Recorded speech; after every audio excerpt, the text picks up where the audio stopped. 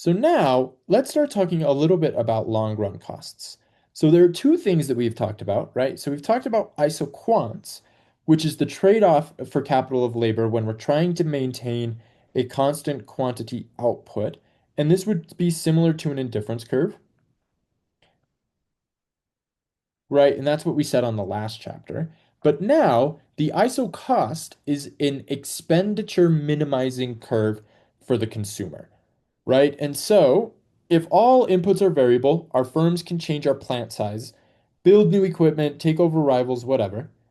Fixed costs are going to be zero, then our total costs are just the variable costs.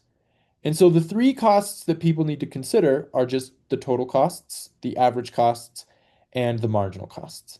And for the same level of output Q, the long run cost should be what's going to be higher, the long run cost or the short run cost?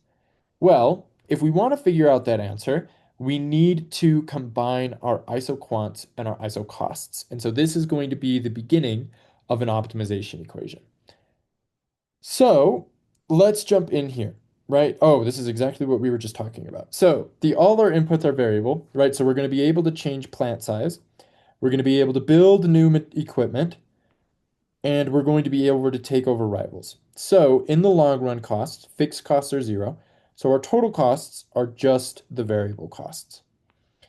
Um, and so the three costs that we need to consider are just our total cost function, our average cost function, and a marginal cost. And so for the same level of output in Q, what's lower, the long run cost or the short run cost? What's going to be the long run cost because we don't have to worry about fixed costs. And how to choose the cost minimizing? Well, we need to combine isoquants and isocosts. So let's talk a little bit more about what actually an isocost line is. So an isocost is this line that shows all combinations of inputs that require the same total expenditure. So if we are thinking we held quantity constant beforehand when we're dealing with isoquants, now holding cost constant, what are the different combinations of our two variable inputs that would result in the same amount of costs? So, for example, let's suppose that the firm hires L hours of labor at a wage of W per hour. So our total labor cost is wages times hours worked, right? So wages times hours worked. If we're also renting K hours of machine services at a rental rate of R times total cost per capital, we're going to have R times K. And so now our costs are going to be fixed at a certain amount, right, in order to develop our isocost line. Then we can rewrite the isocost line as a function so that capital is a function of labor. And that's simply just if we subtract wage times L to the other side and then divide everything by R, we should be able to develop the isocost line. And so these lines have a couple different properties, right? So first, the firm's costs C are the input prices determine where the isocost line intercepts the x-axis. So if our firm is buying K, then we're going to intercept the axes at C bar over R. And if the firm is buying L, then we're going to do C bar over W. So if we think about this, we think this is L, this is K, C bar over W, C bar over R. Isocosts farther from the origin are going to have higher costs than those are lower, right? So if we shift out like this, and we typically thought of those as better, those are actually going to be worse for us now, because they're going to cost more. And so the slope of each isocost is the same and is given by the relative prices of the inputs. So that's another way of saying that they're all parallel. And so this dkdl is just going to be the negative ratio of wage over R. And this should look very similar to our marginal rate of transformation, right? If we're comparing the prices of two goods as a consumer, that's also going to be the very similar slope of the isocost. So what we should be thinking here now is isoquant was our indifference curves, but isocosts are our budget curves. They limit how much we're going to be able to produce. So for cost minimization, there's going to be three ways to do it. The first is we're going to just pick the lowest isocost rule. So we're going to pick the bundles of inputs where the lowest isocost line touches the isoquant associated with the desired level of output. The second, and right, so if we think about this, oops, we had our curves that look like this. We're going to have this line here, and we're just going to pick the lowest one that touches. So we're going to pick this curve.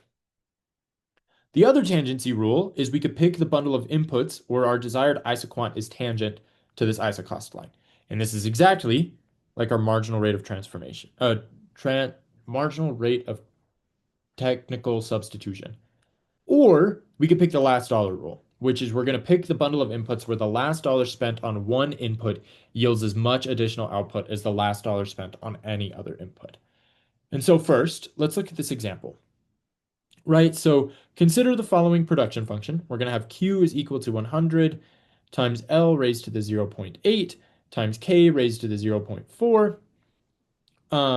Or here, wait, let's jump back up here. This last dollar rule happens when MPL over MPK is equal to the ratios here. That last dollar rule would happen there.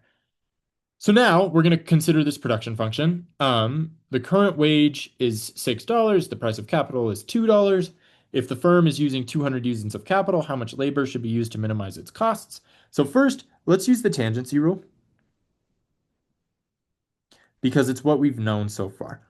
So if we remember the tangency rule, then we are going to say that we want our MRS equal to our MRT. And we know our MRT, or our MRTS, was equal to minus 6 over 2, right? If we come back up here, it was minus the wage rate over the rental rate. We know the wage rate is 6. The rental rate is 2. And so we're there. Now our MRS would be minus, we'll go 80 L to the minus 0.2, K to the 0.4, over 40, L to the 0.8, K to the minus 0.6. And so our MRS would be equal to minus 2 K over L. Setting these equal to each other, or this would be like minus 3 now. Setting these equal to each other gives us 2K should equal 3L. And so we're going to plug in value of K now to get the units of L. So we're going to go 2 times 200 should equal 3L. So L should be like 400 thirds. And so if we were thinking about this here, drawing this line, the way that this would look graphically is at this point here, we would be at 200 outputs of capital and 400 thirds output of labor. And in order to calculate the axes, we're going to first need to find the cost function. So in order to get where these cross here, we're going to need the cost function, but we'll be okay. So suppose the value of K was not given, but we were given a total value of production. Could we calculate L and K? Yeah, we could. We would just need the cost function here. And I think the cost function would be something as simple as R times K plus W times L, because we're not dealing with anything else. We would just need our total costs that we were spending. But we could figure that out. It would be fine. We could figure that out from the total quantity purchased or something. And so we would be able to, but I'll leave that one up to you guys to figure out. So now, considering a price change in the short run, right? We have our wage is equal to $24 per hour, and our rental rate is equal to $8 per hour. What happens to the isocost line when wage falls to 8? Well, our isocost line, if we remember our isocost line was this line, our if our wage gets cheaper, then we're going to be able to, or sorry,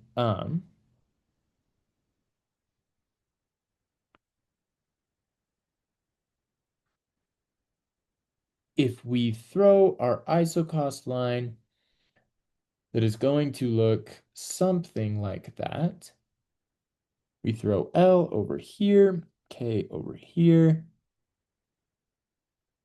right? And we know that this crosses at total costs over R, I mean over W. And so if this was total costs over 24, if wage now falls to $8 per hour, our intercept is going to extend out, right? Because this is going to decline, which causes everything to increase. And so our isocost line becomes flatter. And it means that firms are going to substitute towards labor, which is now cheaper. It isn't going to pivot like the consumer framework, right? Our output is going to remain uh, fixed, right? So if we come, sorry, this just keeps jiggling everywhere. It's not going to pivot like this because we need to make sure that our costs are staying the same. It's going to look something like this. And so our firm chooses a different combinations of inputs to produce the same quantity. And so if we had a indifference curve that looked like this, rather than being at this green dot, we're now going to shift to this orange dot that would be further down the line with the new isocost curve. So now considering price changes in the long run, right? So a firm knows exactly how long run costs vary with output. And we can determine these cost minimizing combinations for each level of the output. The long run expansion path is going to trace out our cost minimizing combinations as input grows. And so if we assumed that prices are fixed now, we've got Q is equal to 1.52 L to the 0.6 K to the, sorry, this should be 0.4. Um, Wage is equal to $24 per hour and R is equal to 8. Our new expansion path is going to be K is equal to 2L. And the expansion path lets us construct a long run cost curve that relates our output to the least cost way of producing each level of output. And so our long run cost curve plots our quantities from the isoquants and the costs from the isocosts. And so we're going to see something like this, right? So our long run cost curve, right? We developed this expansion path by calculating the different combinations here. So this is our long run cost curve. This should be very similar to like the ICC or the PCC, right? And that's going to be kind of the same context and the same ideas across everything. So that's costs. Costs are kind of complicated, but also at the same time kind of simple. For the most part, you just need to remember your fixed and your variable costs and how to calculate marginal costs. And then everything else should be pretty straightforward. Um, for the most part, I think the homework should also be pretty straightforward. If you do need extra help, please don't hesitate to reach out. Sorry again that I dropped the ball on that one question. I can write something up if we need it, but I'm just not going to ask you that question. If we end up with a question that's similar to that, send it to me and I'll give everybody full credit on it. So don't worry about it too much. I'm here for you guys. Let me know. All sorts of good stuff. Thanks.